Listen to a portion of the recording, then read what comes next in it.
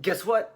I know, you know, I know, you know, I know that I know that you know, and you know that I know, and we know that it is Storytime with Uncle Scotty, and I am your host, Uncle Scotty Beaver.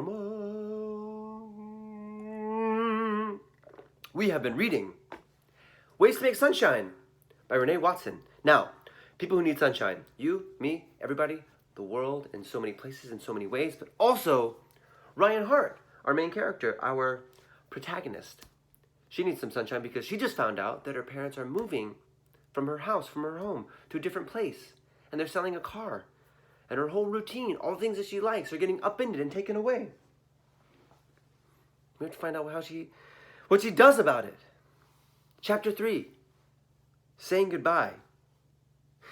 In the wise words of a set of 4 poets, wise men, wise boys, 2 men, it's so hard to say goodbye to yesterday. Don't quote me on that, but that's what they said. It is so hard to say goodbye to yesterday. Chapter 3, Saying Goodbye. We're going on one last ride in Dad's Toyota. Later this evening, someone will come pick up the car and drive it away. So even though we don't really need to go anywhere, the 4 of us have piled into the car. Dad is driving. Mom is in the passenger seat acting as DJ. She's got the aux cord or the Bluetooth, picking out all the great songs. But she's skipping all the songs that Ray and I actually like. I wonder what Mom is playing, and I wonder what Ray and Ryan really want to hear. Okay. Ray is behind Dad. Dad's driving. Ray. Mom is in the passenger seat. I'm behind Mom. Where are we going? Ray asks. Just a Sunday drive, Dad says. We ride along the Columbia River, and I start the car games we always play on family road trips. I point to a cluster of clouds. That looks like a person running. See the 2 legs? And that looks like a smiling face, Ray says. We go on finding cloud pictures, and then we start counting trees, but there are so many we both get tired of that. And so we decide to play my favorite game. Whenever we see a license plate that is not an Oregon plate, we tag each other. If I get tagged the most, I have to do a chore that Ray gets to pick, so I try really hard to do most of the tagging. California, I yell, and right after, Washington. And that makes sense because Portland is a state, let's say here. California is the state right below it, so here, way down, long California. And right above Oregon, and Portland, Oregon, is Washington. So she sees tags from California, which is below, and Washington, which is above Oregon. Not so loud, Mom says. Then Ray tags me hard. Arizona, there's one from Arizona, which is not so close, but not so far. Okay, tag, not hit, I remind him. We both call out another Washington plate at the same time. I saw it first, Ray says. Did not? Yes, I did. It was a tie. No, I saw it first and I tagged you first. Dad looks at us through the rearview mirror. If you're going to bicker, you're going to have to stop playing. I whisper, you did not. And I tag him again, hard. Ryan Hart, Dad yells. He was still looking at us and I didn't notice. I can't even deny hitting Ray, who was being all dramatic like I punched him or something. Dad pulls off into a parking space and we all get out of the car. Ray runs around the car and yanks my hair. That's for hitting me. I push him. That's for saying you saw Washington first. Ray and Ryan, enough, Mom says. I don't know why she called my name first. Ray started it. That means I read that sentence wrong. Ryan and Ray, enough, Mom says. I don't know why she called my name first. Ray started it. We stand looking out at the river. Mom pulls out binoculars from her tote bag. Ryan, I see your loons and grebes. Loons are birds. I think they look like ducks. Grebes, I think that's how you say that. I think it's a bird too. Either way, Mom says, Ryan, I see your loons. Nope. Ryan, I see your loons and grebes. She calls them mine because diving birds are my favorite to watch. Oh, those are birds that fly and then dive into the river to get a fish or some food and then come back up with the fish in their mouth or the food in their mouth.